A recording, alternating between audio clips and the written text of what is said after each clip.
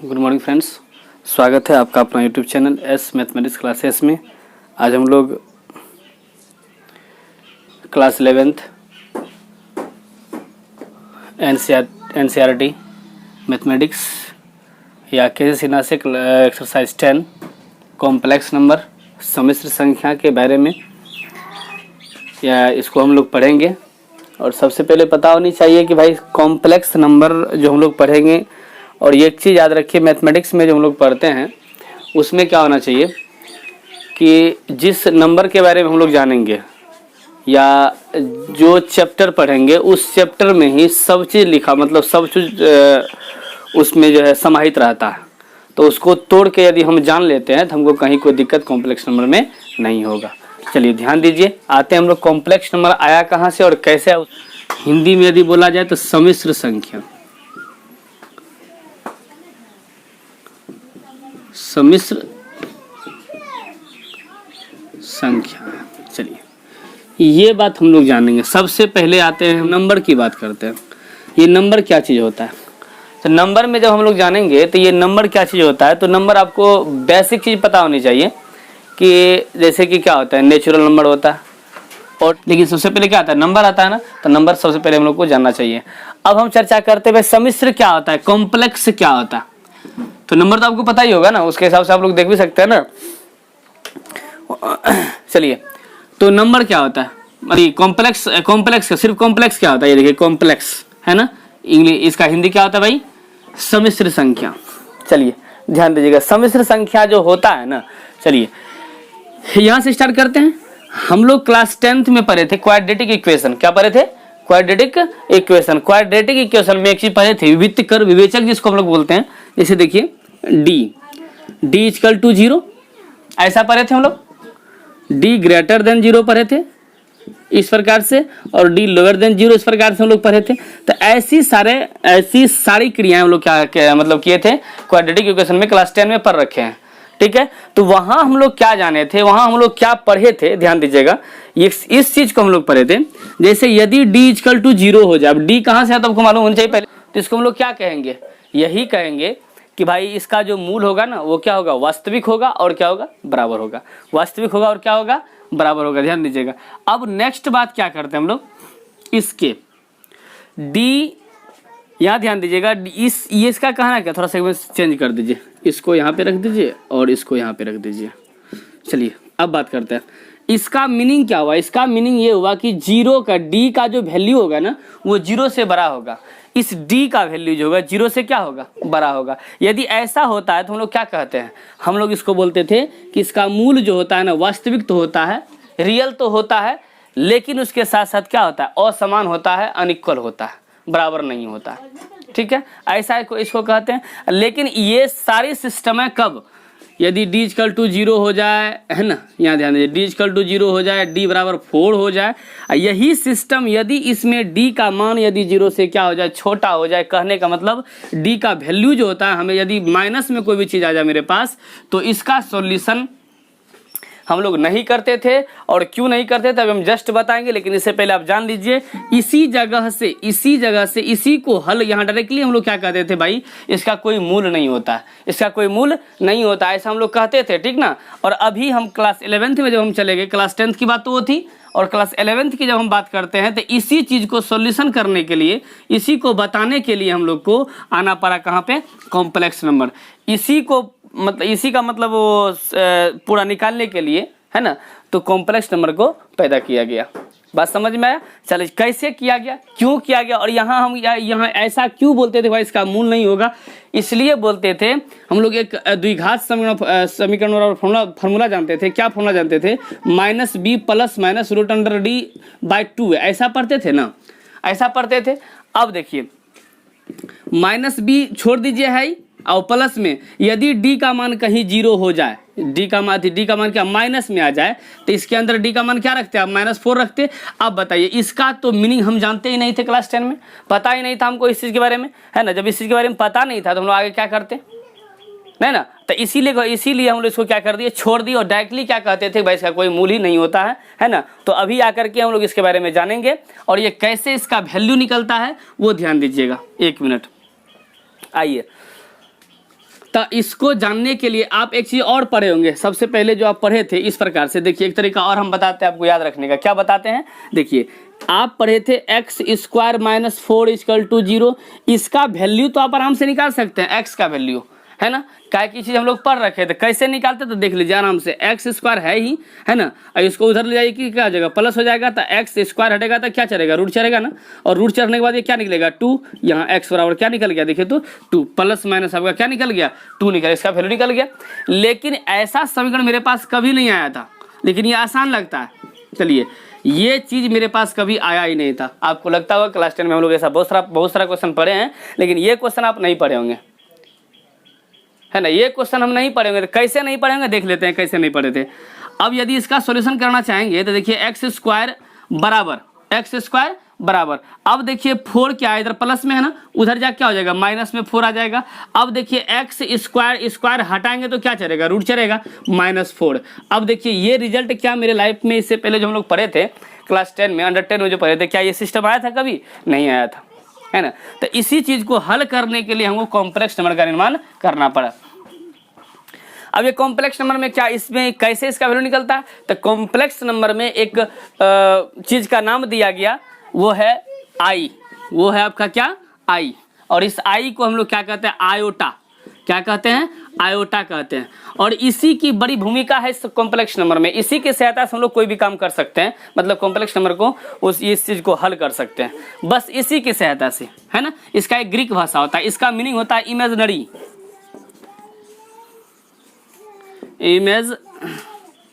Imaginary मतलब काल्पनिक।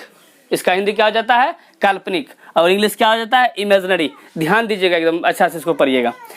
ये इमेजनरी जो होता है, इसको आई को हम लोग मतलब क्या हो गया, इमेजनरी हो गया।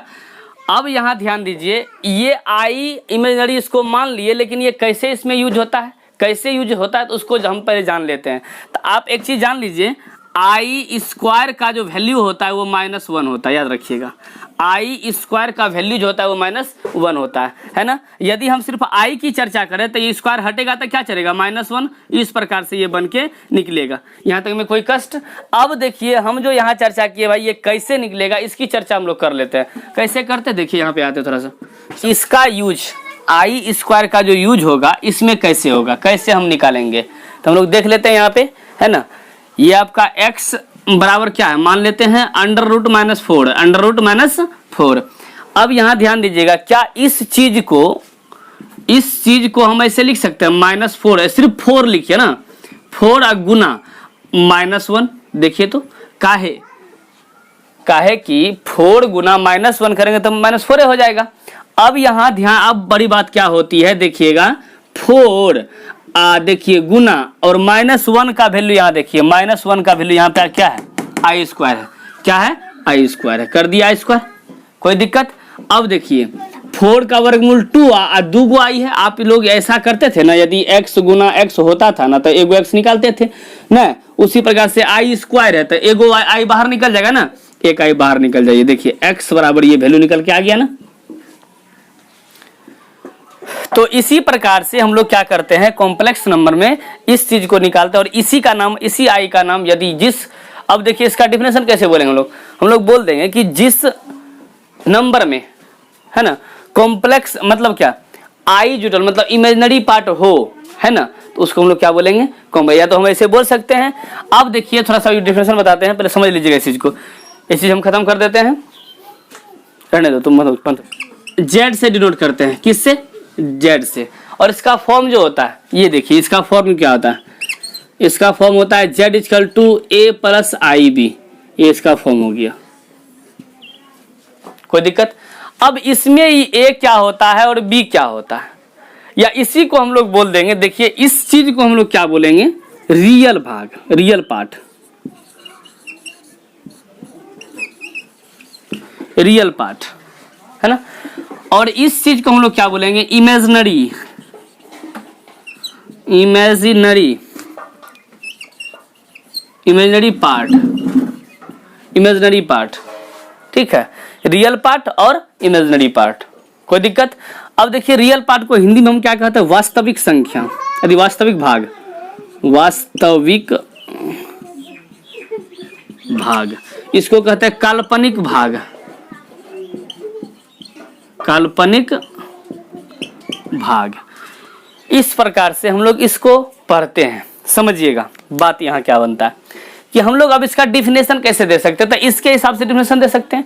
लिखेंगे रियल पार्ट और इमेजिनरी पार्ट के समूह को, रियल पार्ट और इमेजिनरी पार्ट मतलब वास्तविक भाग और काल्पनिक भाग के समूह को हम लोग क्या कहेंगे, कॉम्प्लेक्स नंबर यानी कि सम्मिश्र संख्या बोलेंगे। कोई दिक्कत? फिर से बोल देते हैं, क्या रियल पार्ट और इमेजिनरी पार्ट के समूह को हम लोग क्या बोलेंगे, कॉम्प्लेक्स नंबर कहेंगे। आप देख सकते हैं यहाँ पे, आप देखिए इसी चीज को यदि आपको लिखने के लिए बोल दिया जाए, देखिए तो यदि ऐसा बोल दिया जाए real part of Z, Z of मतलब क्या हो गया भाई, ये देखिए जेड क्या हो गया, कॉम्प्लेक्स नंबर। रियल पार्ट मतलब ये कॉम्प्लेक्स नंबर में रियल पार्ट क्या है, तो रियल पार्ट आपका क्या दिख रहा है, देखिए तो ए दिख रहा है। इमेजिनरी पार्ट ऑफ जेड क्या है, देखिए तो बी है। कोई दिक्कत है ना? तो ये आपका ये दोनों आ गया। यदि इसी पे एग्जांपल लेके हम लोग बता दें, एग्जांपल लेके हम लोग देख लेते तो समझ में आ जाएगा ना। कैसे देख लीजिए, यदि आपका ए एक्स प्लस बी, यहाँ देखिए 2 + 4i जेड इक्वल टू है, ये आपका कोई कॉम्प्लेक्स नंबर दे दिया। इसमें आपसे पूछेगा रियल पार्ट ऑफ जेड क्या हो जाएगा, देखिए तो 2, इमेजिनरी पार्ट ऑफ जेड क्या होगा 4।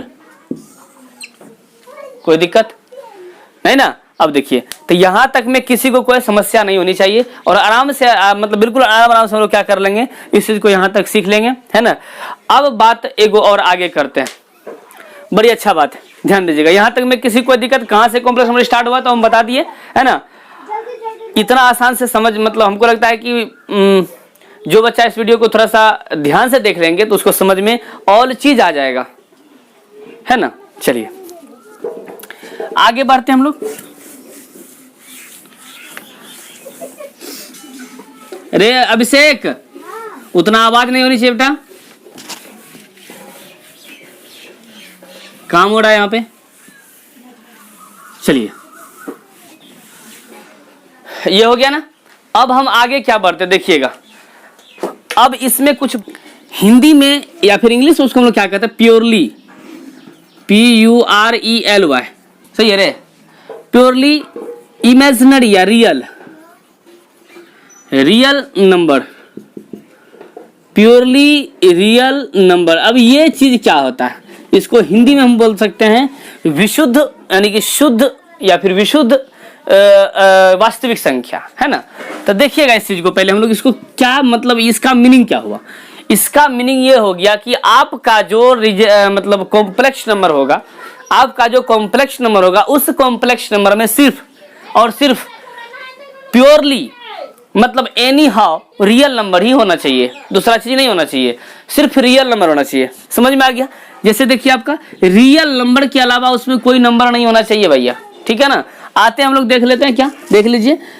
जैसे हम लोग जेड इक्वल, इसका फॉर्म क्या होता है, तो जेड इक्वल टू 4 + 0i आई तो है, आई लगा हुआ है, इसलिए इस नंबर को हम लोग क्या बोलेंगे भाई, कॉम्प्लेक्स नंबर बोलेंगे। लेकिन आप लोग देख रहे हैं कि इसका इमेजिनरी पार्ट क्या है भाई, 0 है, सिर्फ रियल नंबर आपको दिखता है। क्या दिखता है? रियल नंबर दिख रहा है ना। चलिए समझिएगा, ये रियल नंबर जो दिखता है तो इसका डिफिनेशन हम और भी दे सकते हैं। क्या दे सकते हैं और क्या बोलेंगे, ये चीज हम लोग बोलेंगे कि वे कॉम्प्लेक्स नंबर जिसका इमेजिनरी पार्ट, जिसका क्या हो, इमेजिनरी पार्ट मतलब क्या, काल्पनिक भाग क्या हो, 0 हो भाई, वो क्या कहलाता है, रियल पार्ट कहलाता है, मतलब प्योरली रियल नंबर कहलाता है। क्या कहलाता है भाई, प्योरली रियल नंबर कहलाता है। किसी को कोई दिक्कत? सिंपल सी बात याद रखना भाई, जिसका इमेजिनरी पार्ट 0 हो उसको हम प्योरली रियल नंबर कहते हैं। यदि ऐसा हो जाए, प्योरली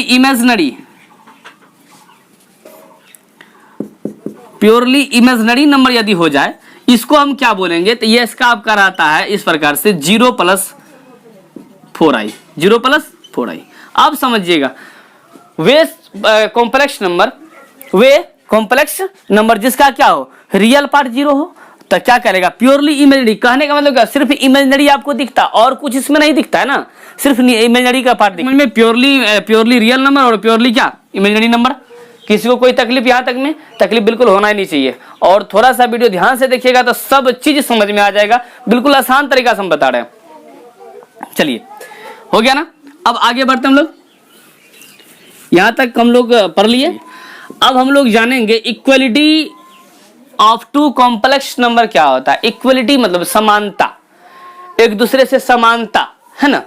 तो इस चीज को हम लोग जानेंगे, है ना। Equality of two complex number मतलब दो कॉम्प्लेक्स नंबर में इक्वलिटी कैसे, मतलब समानता कैसे करते हैं, हम इस चीज को जानेंगे, है ना।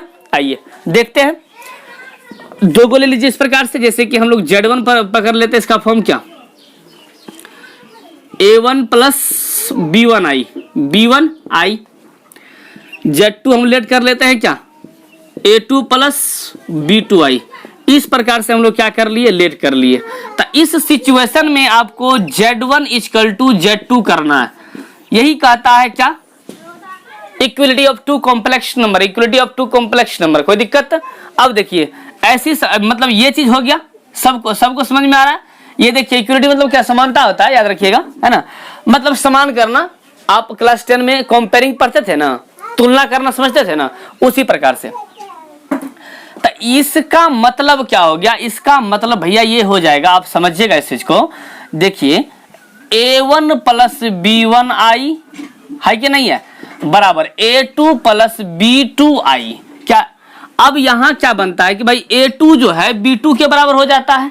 काहे की इक्वलिटी यहाँ बता रहे हैं हमको ना, A2 जो है वो क्या हो गया, A1 जो है A2 बराबर, A1 जो है A2 बराबर, और B1 जो है क्या भाई बताइए, B2 के बराबर होगा। ये आपका इक्वलिटी ऑफ मतलब टू कॉम्प्लेक्स, मतलब जब हम लोग दो कॉम्प्लेक्स नंबर को लेंगे और उसका इक्वलिटी करेंगे, है ना, तो इस प्रकार से हमें प्राप्त होगा। इसका एग्जांपल एगो लेकर के हम लोग देख लेते हैं, समझिएगा। जैसे देखिए ए को हम मान लेते हैं A प्लस BI, दूसरा लेट कर लिए Z2 बराबर क्या मान लिए, 3 प्लस 4i। अब यहाँ दोनों का इक्वलिटी करेंगे, Z1 बराबर Z2। आप देख सकते हैं क्या हो जाएगा, बोलिए A प्लस BI बराबर क्या, 3 प्लस 4i। आप डायरेक्टली यहाँ बता सकते हो मतलब इक्वलिटी करके, तो A जो है किसके बराबर, 3 के बराबर, और B जो है किसके बराबर, 4 के बराबर। क्या बताइए, समझ में आया सबको? नहीं आया? क्या चीज समझ में आया? आ गया? चलिए, बहुत अच्छा चीज था। यहाँ तक में स्टॉप करो। चलिए, हो गया ना? बड़ी समस्या, ध्यान दीजिएगा एक मिनट। अभी जो हम लोग पढ़े इक्वलिटी, कोई दिक्कत इसमें नहीं ना, सबको समझ में आ गया होगा। अब हम लोग क्या पढ़ते हैं, देखिएगा, sum of two complex number. Sum of two, खड़ा होकर लीजिए, sum of two complex number. Sum of two क्या, कॉम्प्लेक्स नंबर। मतलब क्या, देखिए ध्यान दीजिएगा, मतलब दो कॉम्प्लेक्स नंबर, दो सम्मिश्र संख्या को लेकर के हम लोग उसको ऐड करना सीखेंगे। ऐड कैसे होता है, मतलब जोड़ कैसे होता है, सम। ठीक है, चलिए आते हैं हम लोग। लेट कर लीजिए भैया, लेट Z1 इक्वल टू क्या कर ले भाई, क्या कर लें, A1 प्लस B1i, और एंड Z2 क्या कर लें, A2 प्लस B2i। चलिए, इस चीज को आप समझिएगा, बड़ी अच्छा चीज है। अब ये बातें जो होती है, अब यहाँ पे हम लोग क्या बताए कि Z1 plus Z2, Z1 plus Z2। अब ये क्या होता है, दोनों को हम लोग क्या कर देंगे भाई, जोड़ देंगे। आप देखिए यहाँ पे रखिए इस चीज को, इसके सीधा में हम लोग रख के काम करते हैं। Z1 देखिए तो यहाँ पे क्या है, A1 प्लस B1i प्लस, देखिए A2 प्लस क्या, B2i। आप देख सकते हैं ना कि A1 मतलब जिसमें i नहीं लगा हो उसको एक जगह कर लीजिए। तो देखते हैं इसमें i नहीं लगा हुआ, तो A1 प्लस A2, कोई दिक्कत, घेर दीजिए। आप प्लस में B1i या प्लस B2i को छोड़ दीजिए। अब ये क्या बन के निकलेगा, इसमें से हम i क्या कर लेते हैं, कॉमन ले लेते हैं, A1 प्लस A2 इंटू, देखिएगा, प्लस इसमें i कॉमन ले लीजिए, क्या बचा देखिए तो, B1 plus B2, B1 plus B2 बच गया। ये आपका एडिशन, ये आपका एडिशन इसमें आके निकल गया, इसका फार्मूला निकल गया। चलिए, इस प्रकार से हम लोग दो कॉम्प्लेक्स नंबर को क्या करते हैं, जोड़ते हैं। किसी को कोई तकलीफ, किसी को कोई तकलीफ नहीं ना। यदि थोड़ा सा तकलीफ हो, समझ में नहीं आवे, तो यदि हो सके तो कमेंट में आप थोड़ा सा लिख करके बता दीजिएगा, तो हो सकेगा तो हम कोशिश करेंगे आपकी मांगों को पूरा करना। चलिए हम क्या करते हैं कि दो गो हम एग्जाम्पल लेते तब समझ में आएगा। जब दो गो एग्जाम्पल लेके काम करेंगे तब समझ में आ जाएगा। जैसे हम लोग क्या करते हैं, देखिए Z1 ले लेते हैं 3 + 4i और Z2 ले लेते हैं क्या, Z2 4 + 3i, इस प्रकार से। तो यदि हमको इस प्रकार से निकालने का दिया, Z1 + Z2 निकालने के लिए कह दिया जाए, इस प्रकार से निकालने के लिए वाट कह दिया जाए, समझिएगा, डायरेक्टली इसका फॉर्मूला बैठा देगा ना, प्लस Z2। इसका फॉर्मूला क्या होता है, देखिए तो यहाँ पे लिखा हुआ है, क्या है देखिए, बोलिएगा उसको देख करके। A1 + A2 + A2 + I B1 + B2, इस प्रकार की मतलब फॉर्मूला आपको निकला हुआ है। आप यहाँ दिमाग लगा सकते हो, ये आपका A1 हुआ, B1 हुआ, A2 हुआ, B2 हुआ, तो जोड़िए तो A1 कितना 3 + कितना 4 + I, इसमें देखिए 4 + क्या 3, I को छोड़ दीजिए, चलिए 4 3 7 + 4 3 7 I, ये आपका ये निकल के आ गया।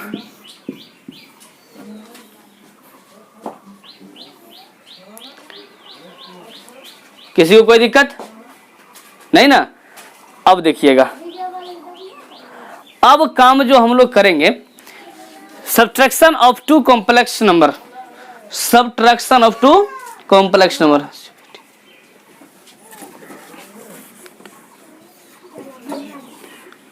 SUBTRACTI, subtraction of 2 complex number. इसी में थोड़ा सा स्टॉप कर दो, रेडी है। चलिए इसी को थोड़ा हम कर लेते हैं, ध्यान दीजिए, आराम से बन जाएगा ये चीज, है ना। ये चीज रह गया, यही लेट कर लिए, यहाँ पे सिर्फ माइनस कर देते हैं, यहाँ पे सिर्फ माइनस करते हैं।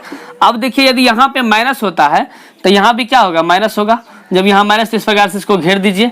अब देखिए प्लस माइनस ये क्या हो जाएगा, माइनस, ये प्लस माइनस क्या बन जाएगा, माइनस। नहीं यहाँ पे नहीं, यहाँ देख लीजिए, इसको समझिएगा, लिख दीजिए A1 + B1i minus A2 + B2i, A2 + B2i। चलिए इसको घेर दीजिए, देखिए क्या बन के निकलता है, A1 + B1i minus A2 plus minus minus क्या हो जाएगा, B2i, क्लियर। तो A1 इसको उठा के यहाँ लाओ, माइनस A2 आई वाला को अलग कर दिए, आप प्लस देखिए यहाँ पे B1i माइनस क्या B2i, है कि नहीं है, इसमें से कॉमन ले लीजिए, A1 minus A2 + I B1 minus B2, ये आपका आके निकल गया। चलिए कोई दिक्कत, इसी पे आप इसको भी कीजिएगा, आराम से वो भी क्या हो जाएगा, निकल जाएगा। चलिए हो गया, आज का वीडियो यही समाप्त किया जाता है। मिलता है फिर एक अच्छे और नए वीडियो के साथ अगले वीडियो में। तब तक के लिए नमस्कार, धन्यवाद, जय हिंद, जय भारत।